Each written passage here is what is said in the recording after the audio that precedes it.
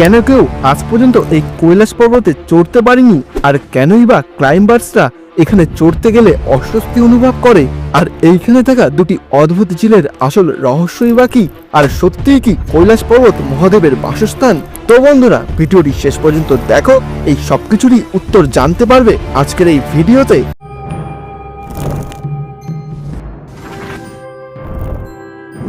কৈলাস পর্বত, যাকে স্বর্গের সিঁড়িও বলা হয়, এটি পৃথিবীর সবথেকে উঁচু পর্বত না হওয়া সত্ত্বেও এর রহস্য এর উচ্চতার থেকেও অনেক বেশি রোমাঞ্চকর। আজ পর্যন্ত প্রায় 7,000 মানুষ মাউন্ট এভারেস্টে চড়েছে, কিন্তু কৈলাস পর্বত, যেটা মাউন্ট এভারেস্টের থেকেও কয়েকশো গুণে ছোট এবং টপ 100 মাউন্টেনের লিস্টেও এর নাম নেই, তা সত্ত্বেও আজ পর্যন্ত কেউ কৈলাস পর্বতে চড়তে পারেনি। 2000 সালের শেষে কিছু সাইবেরিয়ান ক্লাইম্বার্সরা কৈলাস পর্বতে চটিতে চড়ার ট্রাই করেছিল, আর তার ঠিক 1 বছর আগেই তাদের মতো একটা গ্রুপ কৈলাস পর্বত থেকে উধাও হয়ে গেছিল, যার জন্য সেই মানুষগুলো প্রথম থেকেই অনেক আতঙ্কে ছিল। তারা কৈলাস পর্বতে চড়ার কিছু ঘন্টার মধ্যেই তাদের মনে হচ্ছিল তাদের বডি অস্বাভাবিকভাবে রিয়াকশন করছে এবং তাদের চুল আর নখ খুব তাড়াতাড়ি বেড়ে যাচ্ছিল। এমন মনে হচ্ছিল যে কোনো জাদুশক্তির দ্বারা তাদের বয়স ক্রমশই বেড়ে যাচ্ছিল এবং তারা হয়তো শেষে ক্লাইম্বিং ছাড়ার সিদ্ধান্ত নেয় আর তারা নিচে চলে আসে। তা সত্ত্বেও মহাদেবের অভিশাপ তাদের উপরে লেগে গেছিল, আর 1 বছরের মধ্যে সেই ক্লাইম্বার্সদের কোনো না কোনোভাবে মৃত্যু হয়েছিল। আর অনেক জায়গায় বলা হয়েছে যে কৈলাস পর্বতে মানুষের বয়স অনেক দ্রুত বাড়তে থাকে, আর এর পিছনের রহস্য এখনো পর্যন্ত কেউ বার করতে পারেনি। আর বন্ধুরা, কৈলাস পর্বতের আকার নিয়েও অনেক কথা উঠেছে। প্রথম নজরে দেখলে এটিকে পারফেক্ট ট্রায়াঙ্গেল বা পিরামিডের মতো লাগে, আর কিছু লোক মনে করে প্রাকৃতিকভাবে এমন কিছু তৈরি হতেই পারে না। আর কিছু থিওরিতে এটাও বলা হয় যে কোনো আধুনিক সভ্যতা কোটি কোটি বছর আগে কৈলাস পর্বতকে তৈরি করেছিল, আর দুর্ভাগ্যবশত ইন্টারনেটে কৈলাস পর্বত নিয়ে খুব কম তথ্যই দেওয়া আছে। আর এমনটাও হতে পারে যে এই আধুনিক সভ্যতা আর কেউই না, আমাদের মহাদেবী। আর কৈলাস পর্বত হিমালয় পর্বতমালার তিব্বতের দক্ষিণ পশ্চিম কোণে অবস্থিত, আর এটি চায়না এবং ইন্ডিয়ার একদম মাঝখানে রয়েছে। আর এইখানে 4 ধর্মের লোক আসে: হিন্দু, বৌদ্ধ, জৈন এবং বন। আর এই 4 ধর্মের লোকই কৈলাস পর্বতকে খুবই পবিত্র মনে করে। আর কৈলাস পর্বত থেকে 4টি নদী চারদিকে যায়: সিন্ধু নদী উত্তরের দিকে, সুতলাজ নদী পশ্চিম দিকে, ব্রহ্মপুত্র নদী পূর্ব দিকে এবং কর্ণালী নদী দক্ষিণ দিকে যায়। এই পর্বতে চড়া ক্লাইম্বার্সরা অদ্ভুত ধরনের চৌম্বকের আকর্ষণও অনুভব করেছে। আর তোমরা পৃথিবীর যে কোনো লোকেশনে গেলেই দেখতে পাবে কম্পাসের কাঁটা উত্তর দিক হয়ে থাকে, কিন্তু কৈলাস পর্বতের কাছে এই কম্পাস একদমই কাজ করে না এবং এর কাঁটা গোল গোল ঘুরতে থাকে। আর কৈলাস পর্বতে কোনো গাছপালাও নেই, আর পর্বতে অনেক ধরনের প্যাটার্ন এবং অনেক ধরনের ধার্মিক চিহ্নও দেখা গেছে। যখন সূর্য ডুবে যায় তখন একটা শ্যাডো তৈরি হয়, যেটা বাদিক থেকে দেখলে স্বস্তিক চিহ্ন লাগে। এছাড়া স্যাটেলাইট থেকে অনেক অদ্ভুত জিনিসও দেখা গেছে। লোকে ওম চিহ্নও দেখেছে, আবার অনেকে ভগবান শিবের মুখও পাহাড়ে তৈরি হতে দেখেছে।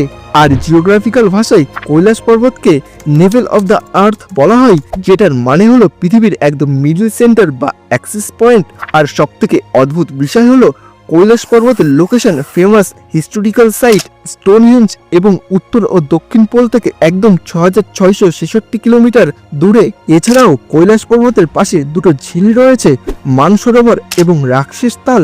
মানসরোবরকে পৃথিবীর সবথেকে উঁচু এবং পরিষ্কার জলের ঝিল বলা হয়, যেটা সূর্যের মতো পুরো গোল, আর কখনো ঠান্ডায় এই জল জমে না। আর এই ঝিলটি সারা বছর শান্ত এবং সুন্দর দেখায়। আর এর একদম উল্টো হলো রাক্ষস তাল। এই ঝিলটি ভীষণ লবণাক্ত এবং এতে কোনো মাছও নেই। আর ওখানকার লোকেরা বলে এই ঝিলটি মাঝে মধ্যে পুরোপুরি শুকিয়ে যায় এবং নিচে শুধুমাত্র কাদা পড়ে থাকে, আবার হঠাৎ করে কিছুদিন পরে এই ঝিল পুরোপুরি জলে ভরে যায়। আর এই অদ্ভুত আচরণের জন্য এই ঝিলকে দ্য ঘোস্ট লেক এর নামও দেওয়া হয়েছে।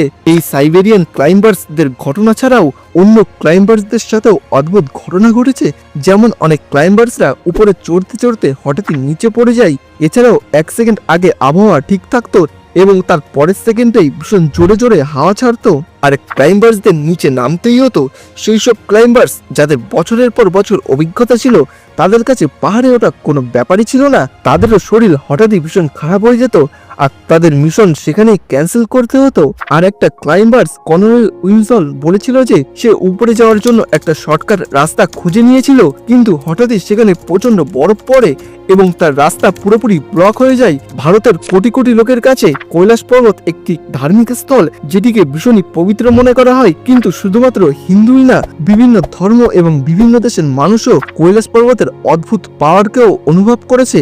রাশিয়ান ক্লাইম্বার সার্জেই কিস্তিয়াকোভা তার এক্সপেরিয়েন্স বলার সময় এটা বলে যে পর্বতে চড়ার সময় তার হৃদয় খুবই জোরে জোরে কাঁপছিল। প্রতিটি পদক্ষেপে তার মনে হচ্ছিল যে আর সামনে না যাওয়া উচিত, আর তার নেমে আসা উচিত। সে পাহাড় থেকে এমন কিছু ভাইব্রেশন ফিল করছিল যেটা তাকে নিচে নেমে আসতে বলছিল। আর শুধুমাত্র মানুষই না, মানুষের দ্বারা তৈরি অ্যাডভান্স টেকনোলজিতে ভরা এয়ারক্রাফটও কৈলাস পর্বতে যেতে পারে না। আর কেউ জানে না যে কৈলাস পর্বতে এমন কি আছে যার জন্য কোনো এয়ারক্রাফট বা কোনো প্লেন একটা নির্দিষ্ট উঁচু ছাড়া এখানে যেতেই পারে না।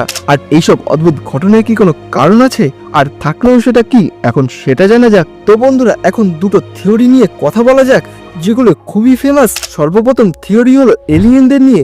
বন্ধুরা, ঘাবড়ানোর কিছু নেই, কারণ এই এলিয়েন আর কেউই না, বরং আমাদের হিন্দু ভগবানই, যাদের কাহিনী আমরা ছোটবেলা থেকেই শুনে এসেছি। দেখো, সায়েন্টিফিক থিওরি বলে কৈলাস পর্বত একটা রিয়েল এক্সপ্রেস ক্রাফটও হতে পারে, যেটিকে ভীষণই অ্যাডভান্স টেকনোলজির মাধ্যমে ঢাকা রয়েছে। কিন্তু হিন্দু মতে বলা হয় যে কৈলাস পর্বতে স্বয়ং ভগবান শিবই থাকে, আর শিবের কাছে প্রচুর শক্তি রয়েছে।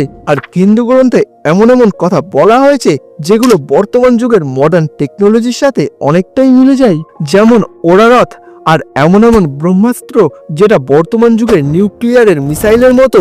আর তাছাড়াও এমন অনেক জিনিস আছে যেগুলো প্রুফ করে যে সত্যি কৈলাস পর্বতে ভগবান শিব থাকে। যেমন কৈলাস মন্দির আর্কিটেকচারের দিক থেকে দেখতে গেলে এই মন্দিরটা ভীষণই ইন্টারেস্টিং। এই মন্দিরটাকে একটা বড় পাথর কেটে বানানো হয়, আর প্রায় 18 বছর ধরে কারিগররা মিলে ছেনি হাতুড়ি দিয়ে পাথর কেটে কেটে এই মন্দিরটাকে তৈরি করে। আর এই কাজের জন্য তাদেরকে 4 লক্ষ টন পাথরকে কেটে কেটে আলাদা করতে হয়েছিল। আর বর্তমান সময়ে এত টেকনোলজি হওয়ার পরেও এমন কোনো জিনিস তৈরি করার আগে মানুষের 1000 বার ভাবতে হবে। আর শুধু এতটাই না, এই মন্দিরের ভিতর সুরঙ্গের জালও রয়েছে, যার জন্য এটিকে সুপার কেভও বলা হয়। কেবল ভীষণ ইন্টেলিজেন্ট এবং ভীষণ প্ল্যানের মাধ্যমেই এমন মন্দির তৈরি করা সম্ভব হয়েছে। আর বন্ধুরা, এটা গেল প্রথম থিওরি। আর 2 নম্বর থিওরি হলো কৈলাস পর্বতকে বিশ্বাস করা যত ধর্ম আছে তারা সবাই মনে করে যে কৈলাস পর্বতের উপর কোনো অদ্ভুত প্রাণী বা কোনো অদ্ভুত মানুষের বসবাস রয়েছে। আর হিন্দু ধর্মের মানুষজন মনে করে যে কৈলাস পর্বতে স্বয়ং ভগবান শিবই থাকে। আর এছাড়াও এমন অনেক প্রুফ আছে যেগুলো প্রমাণ করে যে এখানে সত্যিই কিছু অদ্ভুত জিনিস আছে। সর্বপ্রথম হলো মানসরোবর ঝিল, যেখান থেকে অদ্ভুত সূর্যের আলো দেখা যায় এবং পর্বতের ভিতর থেকেও কিছু অদ্ভুত শব্দ শোনা যায়। আর ওখানকার লোকাল মানুষ এটা প্রায় শুনতে পাই। 1999 সালে প্রসিদ্ধ বিজ্ঞানী ডক্টর এনারেস্ট মোলদেভস এবং তার টিম মিলে কৈলাস পর্বতকে পরীক্ষা করতে তিব্বতে গেছিল। তার পরীক্ষার সময় সে কৈলাস পর্বত থেকে কিছু অদ্ভুত আওয়াজ শুনতে পায়। আর তার থিওরিতে সে বলে কৈলাস পর্বত কোনো প্রাচীন পিরামিড হতে পারে। আর সে এটাও দেখেছে যে গির্জার পিরামিড আর কৈলাস পর্বতের লেআউটের মধ্যেও অনেক মিল আছে। কৈলাস পর্বত পরীক্ষার সময় সে তিব্বতের লেজেন্ড সাম্বালার কাহিনীও উল্লেখ করেছিল। সাম্বালা একটি মাইথোলজিক্যাল শহর, যেটা বলা হয় কৈলাস পর্বতের নিচে অবস্থিত। আর বলা হয় এই শহরে মানবজাতির জিন ও প্রাচীন সভ্যতার আত্মা এখানে বন্দী করে রাখা আছে। আর হিটলারও এই থিওরিটা বিশ্বাস করত, আর সে তার একটা টিমকেও কৈলাস পর্বতে পাঠিয়েছিল, কিন্তু তারা সেখানে কোনো কিছুই খুঁজে পায় না। আর আমি আবারও বলছি, আমি এখনো পর্যন্ত যতগুলো কথা বললাম সেগুলো শুধুমাত্র মানুষের থিওরি ও মানুষের বিশ্বাস। আর এসবের পিছনে এখনো পর্যন্ত কোনো শক্ত প্রমাণ নেই। কিন্তু এখন প্রশ্ন আসে, আসল সত্যটা কি? তো চলো এখন সেটাই জানা যাক। সর্বপ্রথম কৈলাস পর্বতের পারফেক্ট পিরামিড শেপের কথা বলা হয়েছে। বিজ্ঞানীরা মনে করে যে এটা কোনো সুপারন্যাচুরাল শক্তির মাধ্যমে না, বরং জিওলজিক্যাল কারণেই তৈরি হয়েছে। আজ থেকে প্রায় 2.6 মিলিয়ন বছর আগে পৃথিবীতে অনেক ধরনের চেঞ্জ হচ্ছিল, আর সেই সময় এই পাহাড় তৈরি হয়েছিল। আর দেখো, এই পর্বতের যেই ধারালো সাইডগুলো আছে সেগুলো গ্লাসিয়ারের জন্যই তৈরি হয়েছিল। আর যেই অদ্ভুত কারণের জন্য কোনো প্লেন এর উপর থেকে উঠতে পারে না, আর এটারও সায়েন্টিফিক ব্যাখ্যা করা যায়। দেখো, কৈলাস পর্বত সি লেভেল থেকে আরো 4000 মিটার উঁচুতে অবস্থিত, টেকনিক্যাল ভাবে এখান থেকে প্লেন ওড়ানো সম্ভব, কিন্তু পাইলট জেনে বুঝে এই রিস্কটাকে অ্যাভয়েড করে। আর এমনিতেই এখান থেকে প্লেন ওড়ানোর কোনো প্রয়োজনই পড়ে না। আর কৈলাস পর্বতের জিওলজি অনেকটা ইউনিক। এর আশেপাশের বেশিরভাগ পাহাড় সেডিমেন্টারি পাথর দিয়ে তৈরি, কিন্তু কৈলাস পর্বত একটি রেয়ার কালো পাথর দিয়ে তৈরি। আর যেসব ক্লাইম্বার্সরা বলছে যে উপরে যাওয়ার সময় তারা রাস্তা হারিয়ে ফেলে এবং কনফিউজ হয়ে যায়, সেটা সম্ভবত এই পাহাড়ের জিওলজিক্যাল কারণের জন্য হতে পারে। আর এমন একটা জিনিস আছে যেটা বৈজ্ঞানিকরাও আজ পর্যন্ত এক্সপ্লেন করতে পারেনি, আর সেটা হলো মানসরোবর এবং রাক্ষস তাল। এই দুটো ঝিল একে অপরের একদম কাছাকাছি হওয়া সত্ত্বেও এই দুটো ঝিলের ধরন একে অপরের থেকে সম্পূর্ণ আলাদা। আর বৈজ্ঞানিকরা এখনো পর্যন্ত এর পিছনের কারণ খোঁজার চেষ্টা করে চলেছে। আর মানুষের দ্রুত বয়স বাড়ার যে থিওরিটা আছে সেটা টাইম ডাইলেশনের জন্য হতে পারে। আর যে কোনো উঁচু উপত্যকায় টাইম ভীষণ স্লো হয়ে যায়। এটা ভীষণই ছোট চেঞ্জ হয়, কিন্তু আমাদের বডি হয়তো এই চেঞ্জটা বুঝতে পারে এবং আমাদের ব্রেনে সিগন্যাল পাঠায়। আর তখন আমাদের এমন মনে হয় যে টাইম খুবই ধীরে বা খুব স্লো চলছে। পুরো সাইন্টিফিক কারণ থাকার পরেও কৈলাস পর্বত অনেক প্রশ্ন তৈরি করে। আর কোটি কোটি হিন্দুও এটা মনে করে যে কৈলাস পর্বতে স্বয়ং ভগবান শিবই বসবাস করে। তো বন্ধুরা, তোমাদের কি মনে হয় কৈলাস পর্বতে কি সত্যি ভগবান শিব বসবাস করে, নাকি এই সবকিছুই সাইন্টিফিক কোনো কারণের জন্য হয়? সেটা অবশ্যই আমাকে কমেন্ট করে জানাবে। তো বন্ধুরা, এই ছিল আজকের সম্পূর্ণ ভিডিওটি দেখার জন্য তোমাদের অসংখ্য ধন্যবাদ। তোমাদের যদি ভিডিওটা একটু ভালো লেগে থাকে তাহলে একটি লাইক করে দিও, শেয়ার করে দিও তোমাদের বন্ধুদের সাথে। আর এইরকম আরো ইন্টারেস্টিং ভিডিও দেখার জন্য প্লিজ চ্যানেলটিকে সাবস্ক্রাইব করে দিও। আর পরবর্তী ভিডিও কোন টপিকের উপর দেখতে চাও সেটাও আমাকে জানাতে পারো। তো দেখা হচ্ছে খুব তাড়াতাড়ি নতুন এবং ইন্টারেস্টিং ভিডিও নিয়ে। ততক্ষণের জন্য ভালো থাকো, সুস্থ থাকো, by. I should fuck her in the Benz.